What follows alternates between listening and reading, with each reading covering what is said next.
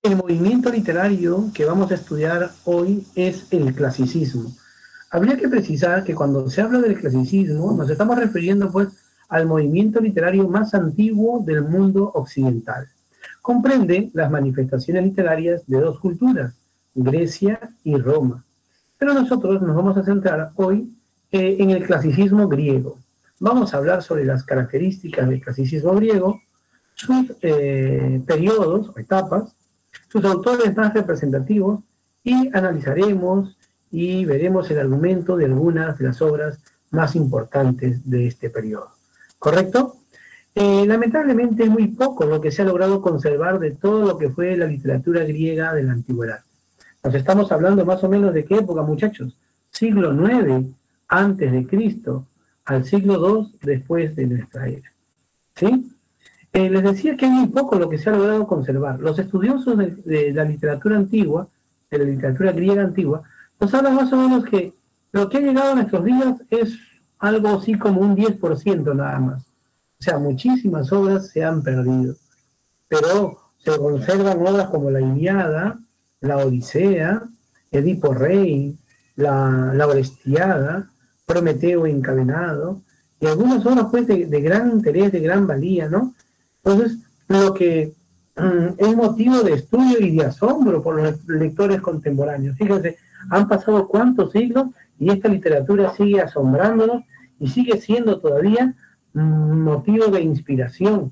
Es tomado como modelo para los autores contemporáneos. Bien, voy a compartirles mis diapositivas entonces. Espero que ustedes me confirmen si ya están viendo las diapositivas. ¿Ya? Ahí está. Nos hemos ido al clasicismo griego. ¿Sí? Sí se ve. Sí, profesor, sí se ve. Buenas tardes. Muy buenas tardes, señorita. ¿Qué tal? ¿Ya? Entonces, ahí está, como ya se ve, listo. Vamos a ver estas diapositivas. Ahí está, literatura griega de la antigüedad. Y como dije, vamos a comenzar explicando las principales características. Se trató de una literatura antropocéntrica. ¿Por qué antropocéntrica? Antropo, hombre, ¿no? O sea, quiere decir que para los griegos el hombre era el centro, era el personaje principal. Ellos estaban interesados en retratar en sus obras al ser humano, mostrarnos las cualidades, las virtudes del ser humano, pero también sus defectos. Los griegos nos demuestran a través de sus obras haber sido unos grandes conocedores de la psicología del alma humana. Nos muestran ahí, pues, a sus personajes sumamente complejos, con un perfil psicológico muy rico, muy interesante, muy complejo, ¿no? Entonces, era su interés centrarse en la figura, en la actitud, en la de los seres humanos. Entonces, esto se puede sintetizar con la idea de que para ellos el hombre era el centro de su realidad. ¿Ya? También fue una literatura racional. Ellos le daban a la razón, ¿no? También un papel importante dentro de la vida, porque eran conscientes de que muchas veces el ser humano se dejaba arrastrar por sus pasiones, se dejaba arrastrar por sus sentimientos. Entonces, la razón también era un elemento fundamental porque nos ayudaba a mostrar cierto equilibrio en nuestra vida, ¿no? Entonces, en ese sentido también fue una literatura racional. Y esta idea del equilibrio, vamos a ver que fue muy bien trabajada por los griegos. Se trató de una literatura, dice, equilibrada. Y es que los griegos concebían de que la perfección estaba vinculada a la armonía. El concepto de armonía, de la simetría, del equilibrio, era algo fundamental, que nosotros lo podemos ver, por ejemplo, en sus trabajos arquitectónicos, ¿no? Pero que se veía en sus trabajos artísticos en general, y en una obra también, una obra literaria también. Se busca el equilibrio entre el fondo y la forma, entre el contenido y su estructura. ¿Correcto? Muy bien. ¿Por qué se afirma que fue una literatura mitológica? Porque se apoyaba en mitos. Recordemos que en esa época abundaban una serie de mitos en los diferentes pueblos de la antigua Grecia. Grecia en aquel entonces estaba conformada por un conjunto de ciudades-estado, ¿no? Digamos pues Jonia, Atenas, Esparta, Micenas, Argos, y bueno, en todos estos lugares abundaban los mitos y las leyendas. Y los autores se apoyaban en estos mitos populares, en estos mitos que la gente conocía bastante bien, ¿no? Se apoyaban en los mitos para representar sus obras. Y hemos dejado para el último la característica tal vez más interesante del clasicismo griego, la idea del fatalismo. ¿En qué consiste el fatalismo griego? Los griegos creían en el destino. Los griegos estaban seguros de que cuando un ser humano nacía, ya tenía un destino trazado. Ya se sabía cuál sería su destino. Y el fatalismo consiste en que si se trataba de un destino marcado por el dolor, por el sufrimiento, pues entonces no se podía hacer absolutamente nada para evitarlo. El destino, inevitablemente, inexorablemente, se tenía que cumplir. Eso es algo que tú tienes que recordar bastante bien. Mira, y esta idea del fatalismo se sintetiza con esta frase. El hombre no puede escapar al sufrimiento. El hombre no puede escapar al dolor, al sufrimiento. ¿Correcto? A eso se llama entonces antropocentrismo. ¿Sí? Perdón, fatalismo, ¿sí? Ahora, esta idea del fatalismo se puede graficar con diferentes mitos, ¿no? Con la historia de diferentes personajes. Veamos el caso de Cronos. ¿Quién fue Cronos? Cronos fue un titán, dios del tiempo. Cronos pues tenía un futuro trazado. ¿Cuál iba a ser el destino de Cronos? Cronos sabía que sería derrocado por sus propios hijos. Sí, sus propios hijos lo iban a tomar prisionero para repartirse el mundo. Cronos no quería que se cumpliera este destino. Por eso, cada vez que su esposa y hermana a la vez, Rea, traía al mundo a un niño, Cronos se lo comía, tal como pueden ver en la imagen. Cronos se devoraba a sus hijos. De esa manera quería asegurar que no se cumpliera su destino. ¿Se dan cuenta? Pero en una oportunidad, Rea puso a buen recaudo a un niño que había nacido. Lo mandó al campo, lejos, para ser criado por unas ninfas y para ser alimentado por una cabra llamada Amantea. Zeus, desde pequeñito, ya era el dios que arrojaba sus rayos. Y uno de esos rayos va a herir mortalmente a la propia cabra que lo alimentaba. Y esto le causó una gran pena, un terrible dolor a Zeus. Para resarcir su falta, quiso eternizar a esta cabra llevándola al firmamento y la convirtió en la constelación de Capricornio. Bueno, Zeus posteriormente, a través de un ardid, hace o logra que su padre vomite a todos los hijos que se había devorado, ¿no? Entonces Cronos vomita a todos los hijos que se había devorado. Y tiempo después, Zeus se junta con dos de sus hermanos y van a confabular contra su papá. Y lo van a tomar prisionero y lo van a encadenar en las profundidades del Tártaro. Y ahora sí se divide en el mundo. Uno de ellos, el primero, Zeus, se convirtió en el dios de los cielos. El otro fue Poseidón, quien pasó a ser el dios de los mares. El tercero se llamó Hades, el dios de los infiernos. Y tal como estaba anunciado desde siempre, el destino de Cronos se cumplió. ¿Cómo se llama eso? Fatalismo. ¿Te das cuenta? ¿Ya ves? Nadie puede escapar a su destino, ni siquiera los titanes como Cronos. Veamos un segundo ejemplo. El caso del héroe Aquiles. Aquiles era un semidios. Su madre era una diosa, la diosa de los mares, se llamaba Tetis. Pero su padre era un mortal, ¿ya? El rey de los mirmidones, y se llamaba Peleo. Fruto de ese matrimonio nació Aquiles. Cuando su madre quiso saber cuál sería el destino de su hijo, pues entonces lo llevó a la laguna Estigia y lo sumergió en sus aguas, tal como se ve en la imagen. Pero lo que ella no sabía es que tenía cogido al niño del talón. Y el talón era el único punto que no había sido tocado por estas aguas. Hay que recordar que las aguas de la laguna Estigia tenían la cualidad de convertir un cuerpo en invulnerable. El cuerpo de Aquiles era invulnerable, pero tenía un punto nada más, un punto débil, el talón. Claro que Tetis no se había percatado de esto. Mira, no contenta con haberlo bañado en la laguna Estigia, Tetis disfrazó a su hijo como si fuera una niña y lo llevó lejos, a la isla de Licómedes, en el reino de Osiris, ¿no? Para que ahí crezca al lado de otras doncellas. Era un lugar donde eran criadas las doncellas y por eso lo disfrazó como si fuera una niña. y por voluntad de su madre, Aquiles permaneció en ese lugar. ¿Por qué? Porque ella no quería que su hijo, pues, llegara a la guerra, no quería que se cumpliera su destino, que muriera joven en la guerra que estallaría pronto entre griegos y troyanos. Hizo lo imposible para que no se cumpliera el destino de su hijo. Pero ¿qué sucedió después? Pasaron los años y estalló la famosa guerra entre griegos y troyanos debido al famoso rapto de Helena, que como ustedes saben no fue ningún rapto, ya que Helena se enamoró de París y cuando París le propuso escapar juntos hacia la ciudad de Troya, ella aceptó.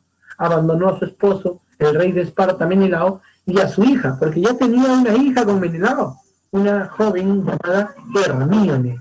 Y entonces, después de esto, Agamenón, el hermano de Menelao, le declara la guerra a los troyanos y se da inicio a una larga guerra que va a durar casi 10 largos años, ¿no? 10 años de lucha entre griegos y troyanos. Pero ¿qué sucede? Antes de irse a la guerra, los griegos quieren preguntar, indagan, ¿por qué es que, cómo les va a ir en la guerra? ¿No? Van al oráculo. ¿Y qué les responde el oráculo? De que ellos saldrán victoriosos, gracias a la ayuda de un héroe. Solo gracias a la ayuda del héroe Aquiles. Pero nadie conocía a este héroe. ¿Quién era Aquiles? Había que buscarlo por todas partes. Lo buscaron, pero no dieron con él. Estaban preocupados los griegos. Entre los griegos había un rey que se caracterizaba por su ingenio, por su astucia, era muy, muy inteligente, ¿no? Y tenía la facilidad de estar creando engaños, embustes. Su nombre, Ulises, o llamado también Aquiles. Entonces, Ulises, o llamado también Odiseo. Entonces, Odiseo sospecha de que Aquiles está escondido en la isla de las doncellas. Se disfraza de mercader y llega al lugar con todo un saco lleno de joyas. Y dice, estas joyas son para las doncellas que vengan y que escojan lo que quieran. Todas vinieran emocionadas, ¿no? Por supuesto, en el grupo también estaba Aquiles. Aquiles había adoptado la apariencia de una muchacha, irreconocible, pero para no despertar sospechas, también se acercó allí a las joyas. Y de pronto entre las joyas se encontró una hermosa espada de oro. Y su espíritu de guerrero lo delata, porque él levanta la espada. Claro, Ulises había colocado la espada adrede. Sabía que si allí estaba Aquiles, levantaría la espada. Y así Aquiles es descubierto y es llevado a la guerra. Y por supuesto, peleó valientemente contra los troyanos. Mató a muchísimos troyanos. Y sobre todo, mató al más valiente de los guerreros troyanos, Héctor. Y esto prácticamente le dio el triunfo a los griegos. ¿Es así?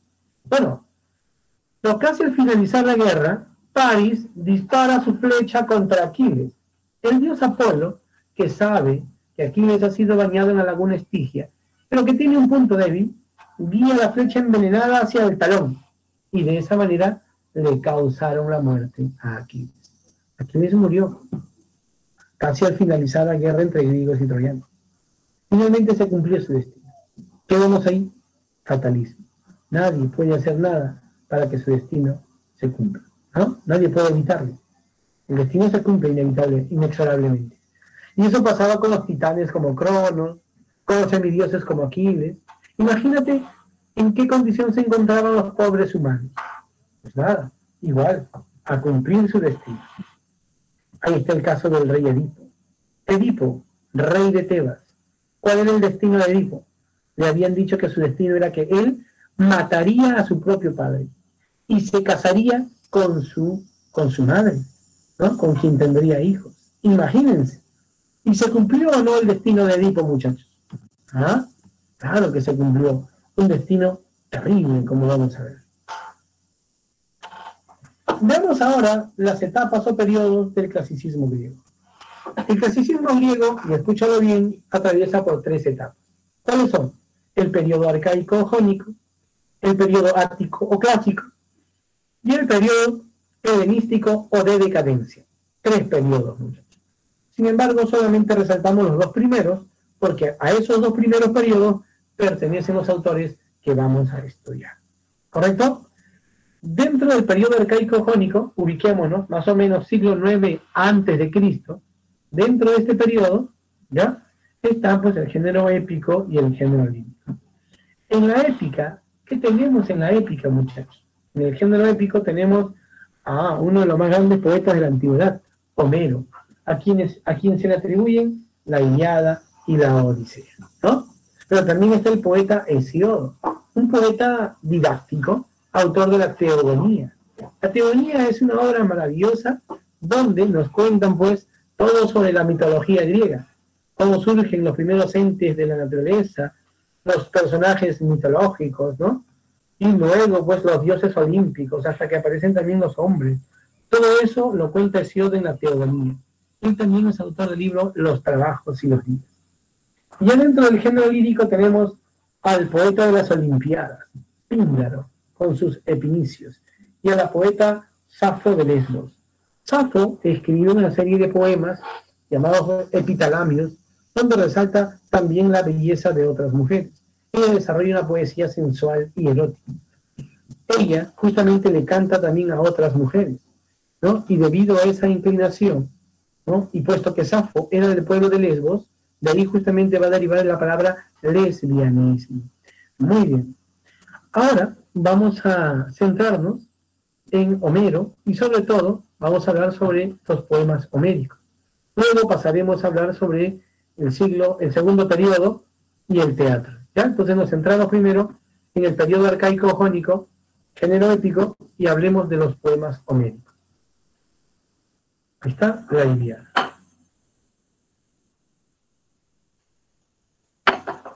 A ver, muchachos, la Ilíada es una obra que pertenece al género épico. ¿Qué especie? Epopeya. Hay un narrador omnisciente. ¿A quién se le llama el narrador omnisciente? Es el que todo lo sabe. Es el narrador que está en tercera persona gramatical y va narrando todo lo que está sucediendo en todas partes. Lo que pasa con cualquier personaje, él lo sabe, él lo ve. Por eso se llama omnisciente. La obra, la Ilíada, se divide en 24 cantos, o llamadas también rapsodias. ¿De dónde viene el título Ilíada? Viene de la palabra Ilión. ¿Y qué tiene que ver aquí Ilión? Es que en la antigüedad, Ilión era el nombre con que se conocía a la ciudad de Troya. ¿Correcto? Ilión era el nombre con que se conocía a la ciudad de Troya. Entonces, de Ilión viene Ilíada, la guerra de Troya, ¿no? Muy bien. ¿Cuál es el tema principal de la Ilíada? Tema principal, no te debes olvidar, ahí está, muchachos, la cólera de Aquiles. En la Ilíada se narra la cólera de Aquiles. ¿Qué causa la cólera de Aquiles? ¿No? ¿Qué consecuencias trae la cólera de Aquiles? Pero nos interesa también resaltar ahora, vamos a ver al comienzo del argumento, por qué estalla, por qué se desata la cólera de Aquiles.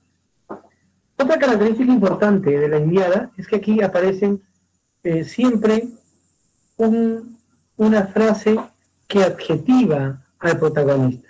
Siempre que se menciona a un personaje, al costadito aparece una frase adjetival, ¿no? Una frase con que se resalta la cualidad más importante del protagonista.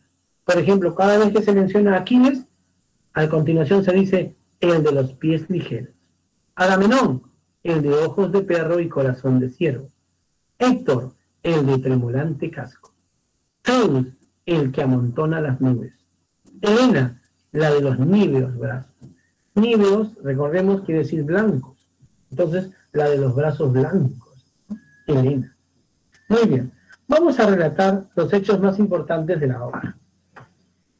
Recuerda que la Ilíada nos cuenta la guerra de Troya.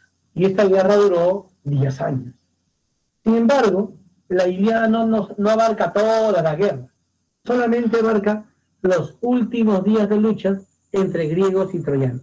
Nada más, solo los últimos días. Nada que toda la guerra. ¿Ya? Los troyanos y los griegos están peleando pues casi 10 años. Cada vez que se le acaban las provisiones a los griegos, ¿qué hacen? Recuerda que ellos han viajado con todos sus barcos hacia las costas de la ciudad de Troya, ¿no? Han salido, quieren tomar la ciudad, pero los troyanos han salido de su ciudad y la defienden. Ahí en el valle del río Escamandro. Ahí están peleando durante todo ese tiempo griegos y troyanos. Pero como les decía, la hora comienza cuando nos enteramos que los griegos, cuando quieren alimentos, ¿no? ¿Qué hacen? Saquean los pueblos vecinos. Pero no solamente consiguen alimentos, sino también se traen caballos, oro, e inclusive se traen también a mujeres. A las mujeres más jóvenes se las raptan y luego se las reparten en condición de esclavas. Y ahora último, a Agamenón le había tocado una muchacha de nombre Criseida, hija de un sacerdote del dios Apolo. Mientras que a Aquiles le había tocado una hermosa muchacha llamada Briseida, mira, de nombre parecido, ¿no? Bueno, todo comienza cuando el sacerdote Crises llega al lugar donde están todos los barcos de los griegos, tienen un pequeño barco, y busca a Agamenón para decirle: oh rey Agamenón, aquí en mi pequeño barco te traigo a mis mejores caballos, te traigo mucho oro, y prometo también entregarte parte de mis terrenos, parte de mi territorio. A cambio te pido, Agamenón, que me devuelvas a mi hija. Y Agamenón lo mira con desprecio. Y Agamenón le dice: ¿cómo te atreves a venir a hablarme de esta manera? Vete antes de que te cause mucho daño, vete. Pero antes entérate de que tu hija se va a hacer vieja a mi lado y que me va a dar muchos, muchos hijos. Y lo bota de su presencia, lo desprecia. El pobre del sacerdote Crises se va llorando por la playa, pero es visto por el dios Apolo. Apolo desciende, y cuando le pregunta a Crises qué ha pasado, Crises le cuenta todo, pues Agamenón se enoja. Pues el dios Apolo se enoja, y Apolo entonces desde las alturas comienza a disparar sus flechas contra los animales que tienen los griegos, a matarlos. Inclusive cuando un griego se aleja de sus campamentos, Apolo también lo hiere. Entonces los griegos se preocupan, forman un consejo y dicen: ¿por qué el dios Apolo se ha enojado con nosotros? ¿Qué debemos hacer para frenar esto? Y van a contar con la ayuda de un adivino llamado Calcas. Cuando le preguntan a Calcas, él dice: bueno, prefiero no hablar porque lo que voy a decir no le va a gustar mucho a uno de los más poderosos que están acá y pueden hasta causarme la muerte. Prefiero no hablar. Y aquí le dice: habla, Calcas. Yo te prometo que te defenderé con mi vida. Nadie te hará daño. Y recién allí Calcas dice que todo se debe a que Agamenón ha deshonrado al sacerdote Crises, no le ha querido devolver a su hija. Y entonces Agamenón monta en cólera y le dice: maldita ave de mal agüero, nunca me has dicho nada bueno, y lo quiere matar, ¿no? Pero en ese momento interviene Aquiles, quien le había dado su palabra de que lo defendería. Y Aquiles detiene pues a Agamenón y le dice que se calme, que en todo caso recapacite, ¿no? Y le devuelva a su hija a ese sacerdote. Y Agamenón, soberbio, le dice: pues ¿cómo va a devolver lo que le ha correspondido por su manera de desenvolverse en el campo de batalla? ¿No? Pero ya que tanto me insisten, le devolveré pues su hija a ese sacerdote, pero no pienso quedarme sin nada. Me quedaré con la esclava de alguno de ustedes. Sí, les dice a Aquiles, retándolo: tu esclava se va a venir ahora conmigo. Y esto Aquiles lo toma como una ofensa. Aquiles está por sacar su espada para pelear con Agamenón. Pero en ese momento, la diosa Palas Atenea, que está en el Olimpo, observando todo, desciende y tomando un aspecto invisible, le habla al oído a Aquiles. Y le dice que se calme, que guarde su espada, que no pelee con Agamenón, que Agamenón en su momento será castigado por esa falta. Aquiles, mordiendo su cólera, guarda su espada, pero le dice lo siguiente a Agamenón: ¿qué daño me han hecho a mí los troyanos? Pues ninguno. Aquí estoy peleando por el honor de tu familia, puesto que debemos recuperar a la mujer de tu hermano. Y sin embargo, ahora me deshonras de esta manera. Pero quiero que sepas que ni yo ni mis hombres seguiremos participando de esta contienda. Y Aquiles decide marcharse con sus soldados, regresar a sus barcos. Y entonces Agamenón todavía le dice: vete pues Aquiles, vete. Si tu cobardía te incita a irte, vete. No te necesitamos. La cólera de Aquiles crece y crece cada vez más, pero simplemente decide marcharse. Se va caminando solito por la playa, se aleja, hasta que en un lugar apartado se queda sentado frente al mar. Y desde las profundidades del mar emerge su madre, la diosa Tetis. Y cuando ve a su hijo así angustiado, le pregunta qué le sucede. Y cuando él le cuenta todo, pues entonces también le dice, Aquiles también le dice: madre, tú me has contado que le has hecho muchos favores al dios Apolo, pues ahora pídele un favor tú y dile que en esta guerra favorezca a los troyanos, que Agamenón reciba su merecido por la afrenta ¿no? Por el agravio que me ha infligido. Y ella le promete a su hijo que efectivamente irá a hablar con Zeus. Y lo hace. Y Zeus le promete que le cumplirá su deseo, ¿no? De tal manera que, abreviando ya, muchachos, pasan muchas cosas, pero finalmente todo se pone a favor de los troyanos, ¿sí? Los troyanos pelean con mayor ímpetu, porque saben que además no está Aquiles, el más valeroso de los guerreros griegos. Y entonces recuperan, ganan espacio, matan a muchos griegos y en su desesperación Agamenón no sabe qué hacer. Tanto así que inclusive manda unos mensajeros para que le pidan a Aquiles que vuelva al campo de batalla. Que le dice que le va a devolver a su esclava. Promete entregarle oro, caballos, terreno, todo. Pero la cólera de Aquiles, nuestro tema, es tan grande que Aquiles no vuelve. ¿Ya ves? Porque Agamenón había desatado su cólera. Por eso no regresa.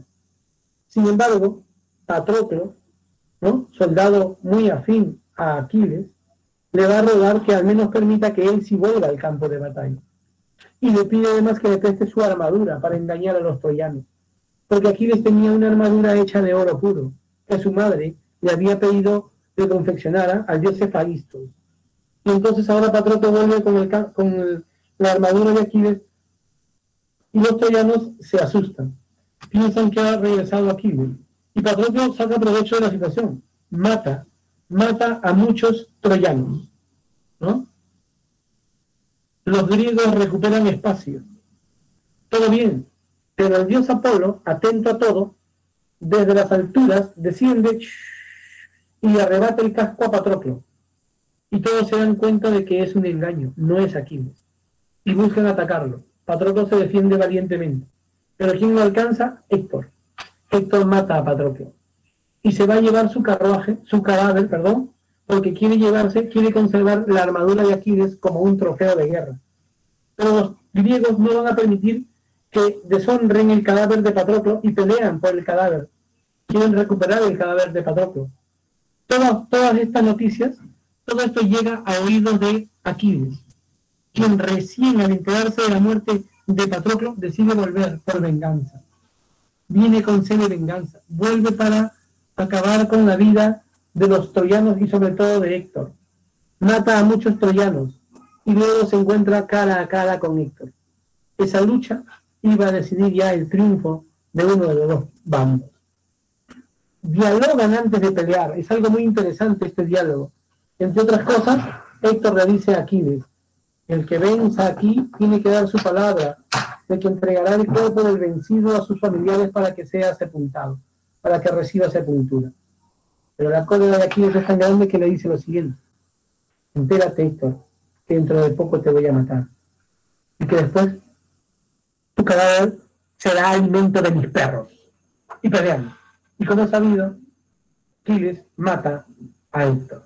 Los troyanos desconcertados se repliegan, se encierran en su ciudad, y los griegos quieren meterse a la ciudad de Troya, pero es imposible. No pueden atravesar los muros de una ciudad de Troya. Aquiles no está contento con haber matado a Héctor. Coge su carruaje, coge su cadáver, el cadáver de Héctor, lo amarra a su carruaje y lo va a arrastrar por el campo de batalla. Deshonra el cadáver de Héctor. Los troyanos desde sus torres miran esto impotentes. Y Aquiles repite la acción un día y otro día, hasta que ya no puede más el anciano rey Príamo.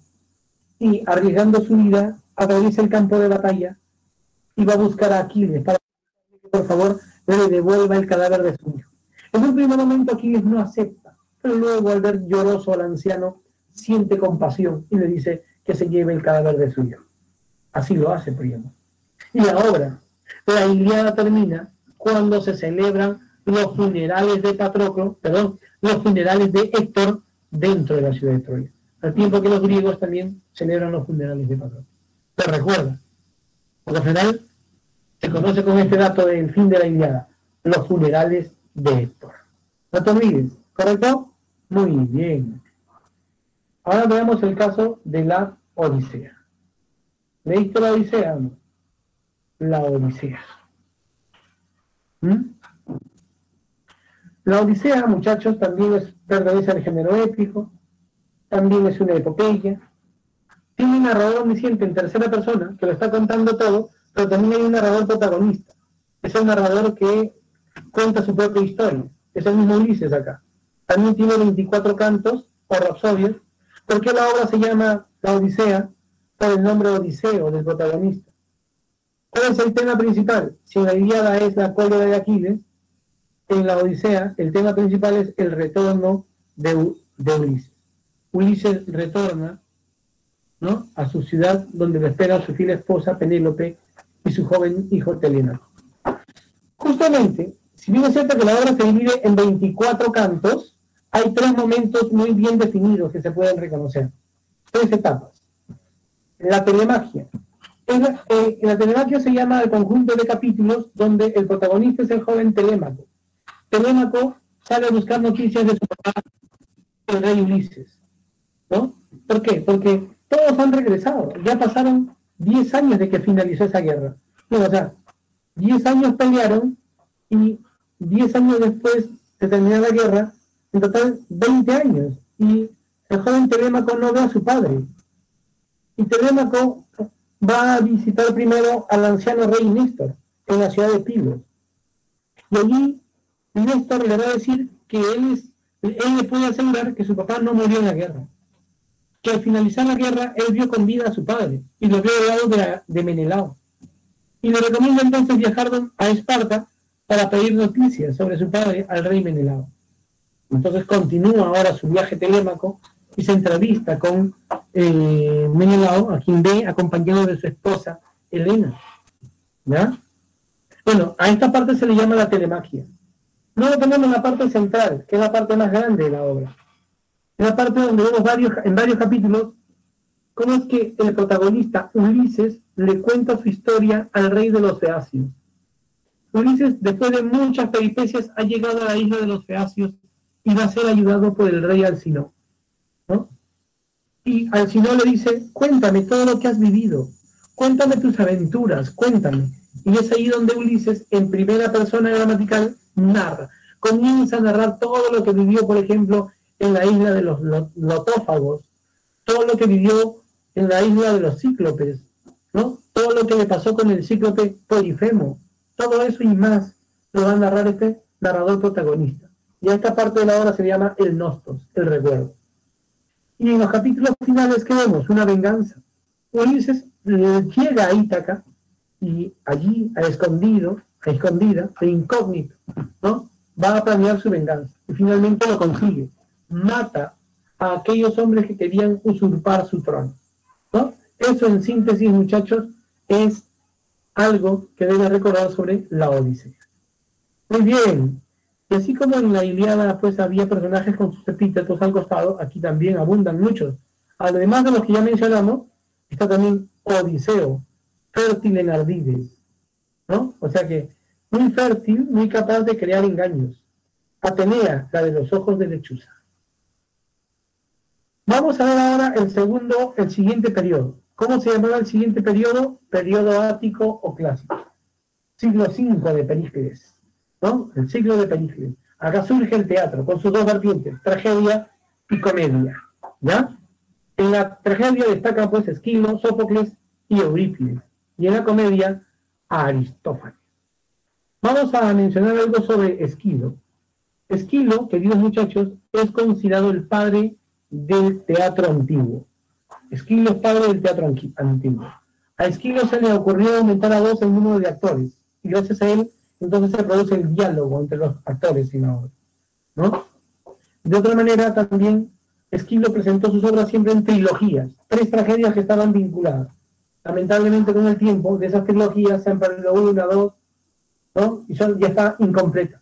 La única trilogía que se conserva hasta nuestros días es esta, la Orestiada. La Orestiada. ¿Cuáles son las 3 tragedias que la componen? Agamenón, las Coéforas y las Eumenid. En Agamenón se cuenta el crimen, ¿no?, del rey Agamenón. Agamenón ha peleado al lado de Ulises, de Aquiles, ha regresado triunfante, victorioso a casa. Lo que no sabe el pobre de Agamenón es que en casa le espera la muerte. ¿Quién lo va a asesinar en su propia casa? La reina Clitemnestra. quien en ausencia de Agamenón ya tiene un amante llamado Egisto. Y además Clitemnestra nunca le perdonó a su marido de haber sacrificado a su hija Ifigenia cuando se estaban yendo a la guerra. Entonces, la primera parte de esta tragedia se llama Agamenón y se relata cómo es asesinado el rey Agamenón por su esposa Clitemnestra. La segunda tragedia se llama Las Coéforas y cuenta la historia de cómo es que el príncipe Orestes tiene que vengar la muerte de su padre. Y para vengar la muerte de su padre tiene que matar a su propia madre, imagínense. ¿Y lo hace o no? Lo hace, muchachos. Mata a su propia madre. Y en la tercera tragedia, llamada Las Eumérides, se cuenta cómo es que Orestes, después de matar a su madre, va a ser perseguido ahora, va a ser perseguido por las furias, seres mitológicos, cuya tarea es acabar con la vida de aquel que ha atentado contra la vida de otra de su propia sangre. Y Orestes ha matado a su madre, su propia sangre, y las furias lo persiguen, ¿no? Pero Orestes cuenta con la ayuda del dios Apolo y sobre todo con la sólida ayuda de la diosa Palas Atenea. Finalmente Orestes va a ser absuelto. Muy bien. Y ahora entramos a la recta final, muchachos, entramos a la recta final y aquí vamos a hablar sobre la tragedia Edipo Rey de Sófocles. Edipo Rey es una tragedia que te cuenta cómo es que Edipo descubre la verdad. Edipo es rey de Tebas, está casado con Yocasta, tiene con ella 4 hijos, pero no sabe la verdad, no sabe nada. Y la obra cuenta cómo es que Edipo se entera de la verdad y qué pasa después de enterarse de esta verdad. Es importante recordar que se sabía a través de los mitos, no de la obra de Edipo Rey, ¿no? Los mitos contaban que el Edipo era hijo del rey Layo y la reina Yocasta. Solo que cuando el rey Layo fue al oráculo, el oráculo le anunció que ese niño lo mataría a él, que se casaría con su propia madre. Entonces, el rey Layo decide entregar a su hijo a un criado para que lo mate en el monte Citerón. Pero este hombre no tiene coraje y se le entrega a otro pastor para que se lo lleve muy lejos. Y este otro pastor se lo lleva al reino de Corinto. En Corinto, los reyes Pólibo y Mérope siempre habían deseado tener un hijo y no lo habían tenido. Le rogaban a los dioses para que le enviasen ese regalo. Y entonces cuando este mensajero viene trayendo al niño en sus brazos, ellos piensan que es un regalo de los dioses y lo van a adoptar como hijo propio y lo van a criar. Edipo crece creyendo que sus padres son los reyes de Corinto, Pólibo y Mérope. Y cuando un día va al oráculo, el oráculo le dice, pronto matarás a tu papá, te casarás con tu propia madre. ¿Y qué hace Edipo? Como es natural, decide evitarlo. Huye de Corinto, se va pensando que de esa manera escapaba a su destino. Lo más terrible e irónico es que en realidad estaba saliendo para cumplir su destino. Porque en un lugar alejado, en una encrucijada de 3 caminos, Edipo mata a un hombre. No lo sabe. ¿Quién era ese hombre? El rey de Tebas, el rey Layo, su padre. Edipo había cumplido ya parte de su destino. Y posteriormente Edipo, cuando pasa por el monte Citerón y se encuentra con la Esfinge, él tiene que adivinar los acertijos de la Esfinge porque si no le esperaba la muerte. Y así lo hizo. Edipo descifra los acertijos de la Esfinge y la Esfinge se arroja del abismo. En Tebas, la reina que había enviado, la reina Yocasta, dijo, bueno, aquel que nos liberó de la Esfinge entonces será nuestro nuevo rey. Y es así como Edipo se convierte en el nuevo rey de Tebas, es recibido como rey y al poco tiempo se va a casar con Yocasta, con quien va a tener 4 hijos. Edipo no lo sabe, pero se ha casado con su propia madre, la reina Yocasta, y tuvo con ella 4 hijos, Eteópedes, Polinice, Ismene y Antígona. 4 hijos, muchachos, con su propia madre. La obra de Edipo Rey cuenta cómo es que Edipo descubre la verdad, cómo es que se entera de la verdad. ¿Ya? Entonces la obra comienza cuando, mira, así comienza la obra. Edipo ya es rey de Tebas, está casado con Yocasta, tiene con ella 4 hijos. Entonces todo comienza cuando Edipo, rey de Tebas, escucha a la gente que ha venido a rogarle que lo ayuden, ¿no? Sobre todo el grupo de sacerdotes. ¿Por qué? Porque en Tebas ha brotado una nueva peste. ¿Y en qué consiste esta peste? Nada germina, nada florece, todo está estéril. Los hombres trabajan la tierra, pero no crece nada. Las mujeres son fecundadas por sus esposos, pero no quedan embarazadas. Los niños mueren pequeñitos. Desesperados han ido a rogarle a su rey que los salve, que los ayude, así como antes los había liberado de la esfinge. Edipo les dice que él ya sabía de este problema y que por eso ha mandado a su cuñado Creonte al oráculo, para que consulte qué deben hacer, por qué brotó la peste y qué tienen que hacer para acabar con ella. Al momento, Creonte llega y le dice que todo se debe porque aquellos que mataron al rey Layo todavía están viviendo allí en Tebas, y que todo terminaría simplemente cuando esos asesinos sean desterrados de Tebas o sean castigados también con la muerte. Entonces Edipo dice, ¿cómo? ¿Ustedes no averiguaron quién mató a su antiguo rey?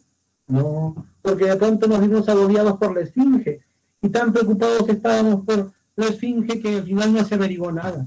Y Edipo dice, no, hay que averiguar, porque aquellos que mataron al rey Layo también no pueden hacer lo mismo conmigo. Hay que encontrarlos, también lo hago por mi bien, dice Edipo. Hace llamar a toda la gente, y le habla bonito, y le dice, pues no, lo que el oráculo ha anunciado. A ver que se presenten aquellos que mataron al rey Layo. Yo les aseguro que se respetará su vida, pero sí, deben salir desterrados cuanto antes. Nadie habla. Y entonces Edipo se enoja. Malditos sean aquellos que mataron al rey Layo. Yo me propongo vengador de Layo. Seré el vengador de Layo como si es que él hubiese sido mi propio padre.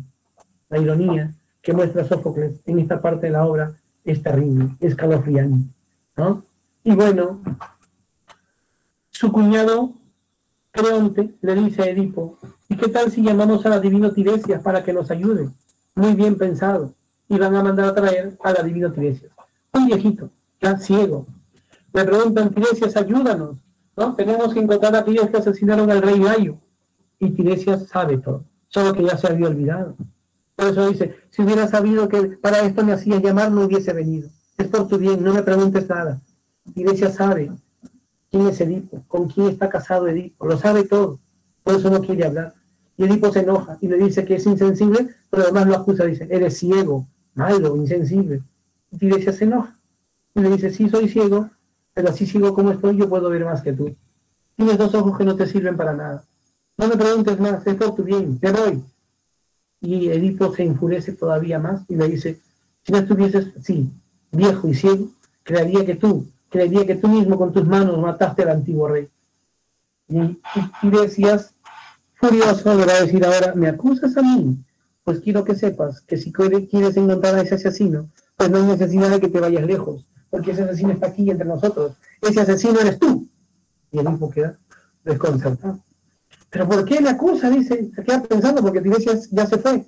Y él piensa de que todo se debe a que Creonte, que le había mandado que traiga a Tiresias, piensa que su cuñado y Tiresias se han puesto de acuerdo para culparlo a él y luego quedarse con el trono. Por eso que cuando aparece Creonte, Edipo le reclama, ¿qué te creías? Que no iba a enterar de todo. Y entonces discuten. Y ante los gritos viene Yocasta y le dice, ¿pero por qué tanto escándalo? Y Edipo le dice lo que acaba de anunciarle el adivino, ¿no? Y entonces Yocasta le dice, no le deis mucho crédito, no le creas mucho a lo que dicen los adivinos, ni lo que anuncia el oráculo, porque esas cosas no siempre se cumplen. Te voy a contar algo para que te quedes tranquilo. Hace muchos años atrás, yo traje al mundo un niño. ¿Y sabes qué pasa? Mi antiguo esposo dijo que ese niño al crecer le causaría la muerte a él. ¿Y sabes qué pasó con ese niño? A los pocos días de nacer fue sacrificado. Y Layo siguió viviendo mucho tiempo más, hasta que según nos dijeron, varios años después, fue asesinado por un grupo de delincuentes. ¿Ya ves? No se cumplió lo que el oráculo anunció. Esas cosas no siempre se cumplen. Edipo se queda pensando. Pero de pronto viene un mensajero diciendo, busco al rey Edipo, traigo noticias importantes para el rey Edipo. Yo soy el rey Edipo, mensajero, ¿qué noticia me traes? Señor, allá en Corinto ha muerto su padre, no, ha muerto, simplemente dice el rey Pólibo, señor. ¿No? Y Edipo estaba convencido de que Pólibo era su padre. Pero dice, señor, y la gente quiere que usted vaya para que reine también allá en Corinto. Edipo le dice a su esposa, tienes razón, lo que me has dicho hace un ratito es verdad. No hay que creer en todo lo que anuncia el oráculo, ni lo que dicen los adivinos. A mí hace tiempo el oráculo me anunció que yo mataría a mi padre, y ahora este mensajero me dice que mi papá ha muerto allí en Corinto, y yo no he levantado armas contra él. Ya ves, le dice Yocasta, cálmate, pero no pienso volver, mensajero. Diles que no volveré, porque mi madre todavía vive, y puede cumplirse en otra parte del oráculo, Muy bien, mensajero, eso diles. Y el mensajero le dice, ¿usted tiene miedo de volver a Corinto porque cree que ellos eran sus padres? Pues primero que no eran sus padres, señor. Yo se lo puedo asegurar porque yo mismo lo llevé a usted cuando apenas era un bebito recién nacido. ¿Qué estás hablando, mensajero? ¿Cómo que ellos no eran mis padres? No eran sus padres, señor, yo te lo aseguro, porque yo lo recibí de manos de un amigo que me pastoreaba por el monte Ciperón. El amigo te entregó entonces al niño, sí. Y ese amigo vive, tráigan a ese hombre, busquen a ese pastor. Búsquenlo ahora mismo. Y el mensajero reconoce a su amigo ahí entre la gente. Lo reconoce a pesar de que ha pasado el tiempo y le dice, pero tú fuiste, amigo, le dice, ¿te acuerdas que me entregaste un niñito? ¿No? Que me entregaste un niño. Ese niño es este rey, le dice. Y en ese momento, el pastor, que le sabe todo, dice, cállate, no hables de eso, te pego. Y el hipo que lo escucha le dice, pues no, aquí vamos a golpear ahora mismo es a ti. Tú le entregaste a ese niño, le entregaste a ese niño, a este hombre, y el viejito no quiere hablar. Entonces el hipo molesto dice, amarren ese anciano y azótenlo. Violencia contra un ancianito. Si no habla así, dile, entregaste ese niño a este hombre, sí, señor. ¿Y de dónde lo tomaste tú? ¿Era hijo tuyo entonces? No era mi hijo mío. Entonces, señor, se decía que pertenecía a la familia del rey Layo. Hijo de un pariente del Layo, entonces. ¿De qué pariente del Layo estás hablando? No, señor, no le pregunto nada. Azótenlo, señor, que el niño era hijo del rey Layo y la reina Yocasta. Y en ese momento la reina Yocasta escucha y ¡bum! Huye despavorida. Y Edipo lanza un grito desgarrador. ¡Ay, ay, ay! ¡Ay, desgraciado de mí! Todo lo que estaba anunciado entonces se ha cumplido. Y se lamenta Edipo. Y viene un mensajero corriendo. Señor, señor, la reina Yocasta se acaba de ahorcar en su recámara, señor. Y Edipo sale disparado para ver qué le ha pasado a la reina.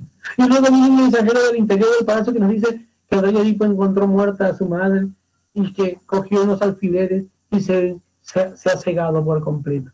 Ya al ratito lo vemos que viene Edipo con el rostro lleno de sangre y le pide perdón a Creonte por haber pensado mal de él. Y le dice que a Creonte que por favor cuide de sus hijas, las pequeñas, y dice que él debe salir desterrado para que la peste termine.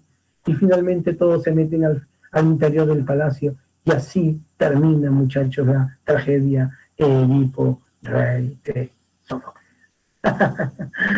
¿Qué tal, muchachos? ¿Todo bien? ¿Ah? Terrible la historia del pobre Edipo, ¿no? Como los griegos estaban ya en otra cosa, los hombres griegos de la antigüedad, pues, tenían unas obras sumamente maravillosas, ¿no? Que hasta ahora nos siguen asombrando por la manera como conocían pues la complejidad de la psicología humana. Muchachitos, les voy a compartir en estos instantes. Gracias, gracias. No sé que les ha gustado, ¿no? Les ha gustado mucho eh, el argumento. Les voy a compartir en estos momentos. Ahí está el quizis para que todos entren ahí. En América TV se mira ese esto, ¿no? Muy bien, muy bien. Ahí estamos, ahí estamos. Uno está cansadísimo, pero bueno, uno tiene que tratar de dar lo mejor de sí para sus alumnos. Ya, muchachitos, ¿cuántos van? A ver, ¿cuántas? Ya recién, ya les compartí en el chat. Vamos, rapidito, porque nos queda poco tiempo, 6 minutos, suficiente. 6 minutos está bien. ¿Ya? A ver, vamos, por favor, rapidísimo, rapidísimo. A ver, 10 segundos y empezamos. 9, 8, 7, 6, 5, 4, 3, 2, 1 y listo. Tengo aquí 20, 30. En el último momento ya pongo a marcar uno. Rápido. Ya te doy 5 segundos más. ¿Ya? ¿Listo, listo? A ver, entonces, ahí vamos. 38. Empieza. A ver.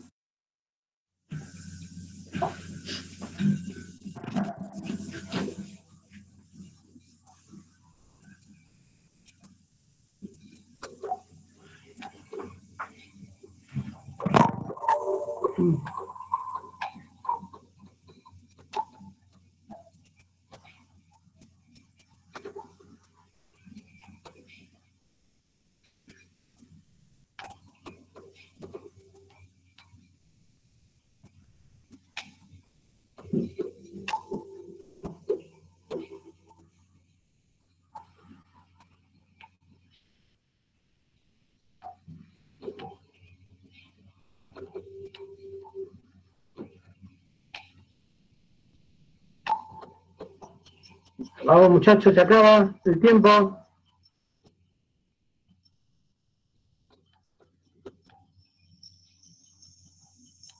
Cinco.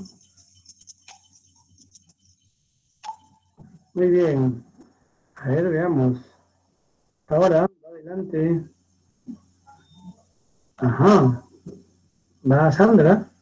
Sandra va primero. Veamos cómo va con esta.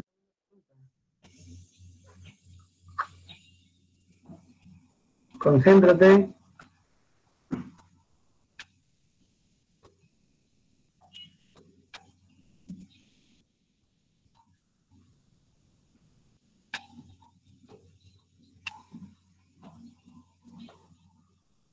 Son 3 preguntas. Claro, uno por uno, uno por uno vamos poniendo. Ya vamos con la segunda pregunta. Marca ahí, Sebastián, la segunda. Quedan 30 segundos.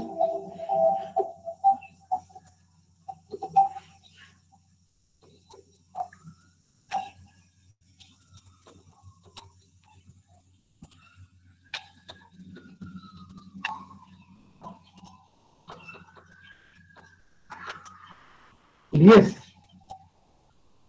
Todavía no han marcado 7 alumnos.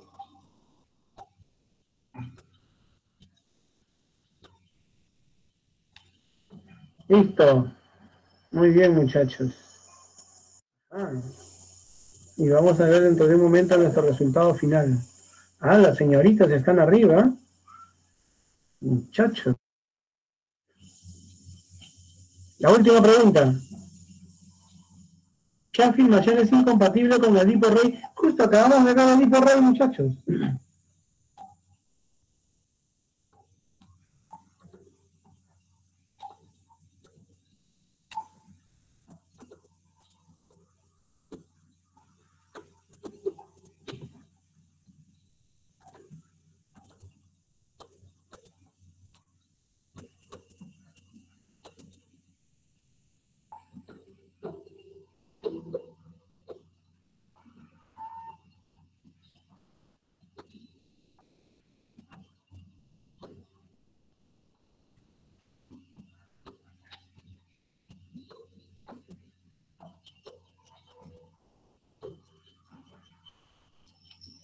Listo, se acaba, muchachos. 5. Faltan 3 alumnos. Listo, muchachos. Ahí tenemos nuestro récord. A ver cómo han quedado. Ajá. Primer, segundo y tercer puesto. Veamos. Veamos a ver por aquí. ¿Qué tenemos? En el tercer. Daniel. Yanela Calderón. En primer lugar, Sebastián Zelaya. Primer puesto, Sebastián Zelaya. Felicitaciones, Sebastián. Felicitaciones, Yanela. Y felicitaciones también a Daniel, los 3 primeros lugares. Los felicito entonces a todos, muchachos, los que han participado. Un fuerte abrazo. Y nos estamos viendo la próxima semana. Ahí acabo de compartirles allí en el chat, fíjense, la dirección. ¿Correcto? Muy bien, Sebastián, excelente. Fíjense, ahí está, y ahí ustedes pueden ingresar a ver las 10 preguntas. ¿Ya? Hay 10 preguntas, y bueno, pues ahí, a ver cómo les va. Ahí también quedan las claves. ¿Sí? Excelente, entonces, chao, Yanela, un abrazo grande. Nos vemos, Sebastián, cuídate mucho. ¿Ya? Éxitos, sigan preparándose. Recuerden, hasta la próxima semana, profesor. Hasta la próxima, André. No se olviden Pues, que hasta luego, profesor. no se olviden que tienen su aula virtual, quedan las diapositivas, todo el material que necesitan. ¿Sí? Chao, nos vemos. Un fuerte abrazo para todos. Voy a detener la grabación. Cuídese. Con su profe del curso de